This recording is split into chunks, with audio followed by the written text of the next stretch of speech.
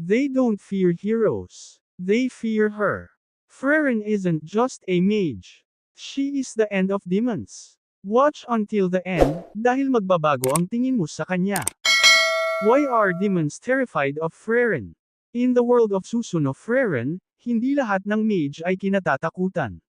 Pero si Freren, isa siyang alamat sa mga demon.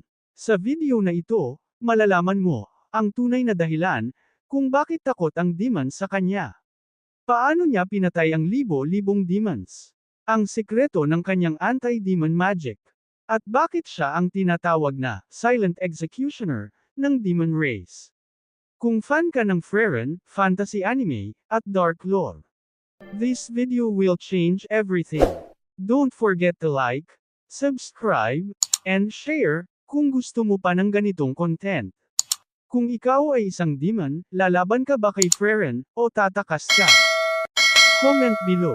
At kung gusto mo pa ng ganitong anime breakdown, subscribe ka na, bago ka pa maubos ni Freren.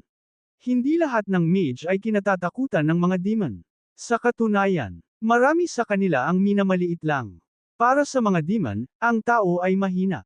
Ang mage, isa lamang hadlang. Pero, kapag narinig nila ang pangalan na Freren, nagbabago ang lahat. Biglang nawawala ang kanilang kumpiyansa. Biglang nagiging seryoso ang kanilang mukha.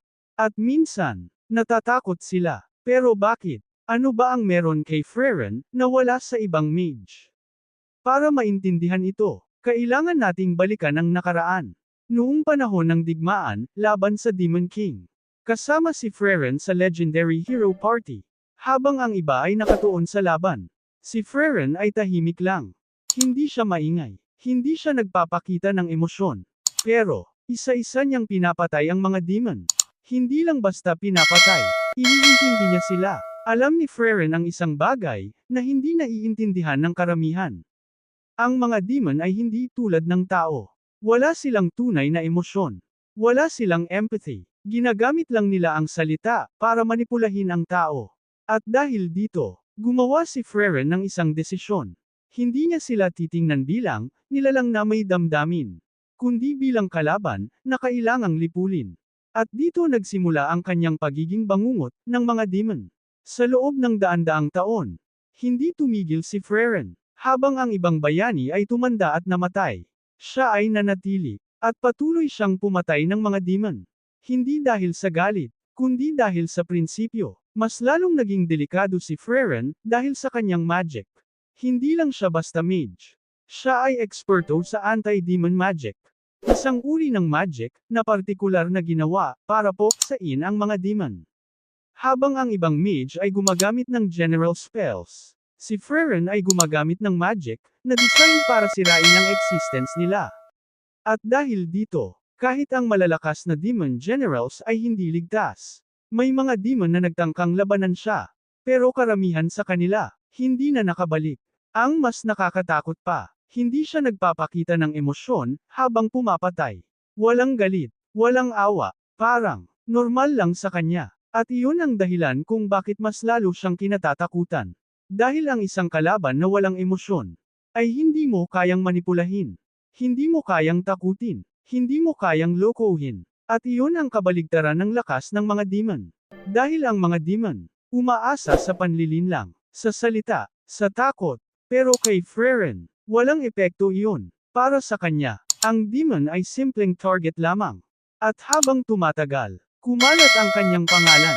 Mula sa isang mage, naging alamat siya. Isang babala, isang bangungot, para sa bawat demon na makarinig ng kanyang pangalan.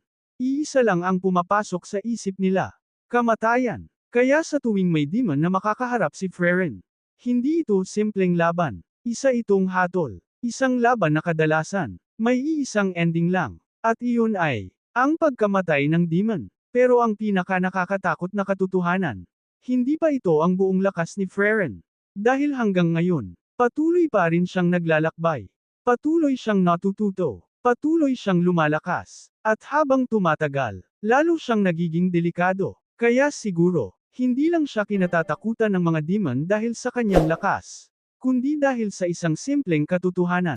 Hindi siya tumitigil, at hindi siya nakakalimot. Kaya kung ikaw ay isang demon, at narinig mo ang pangalan na Freren, Tatayo ka ba at lalaban? O tatakbo ka habang may oras ka pa?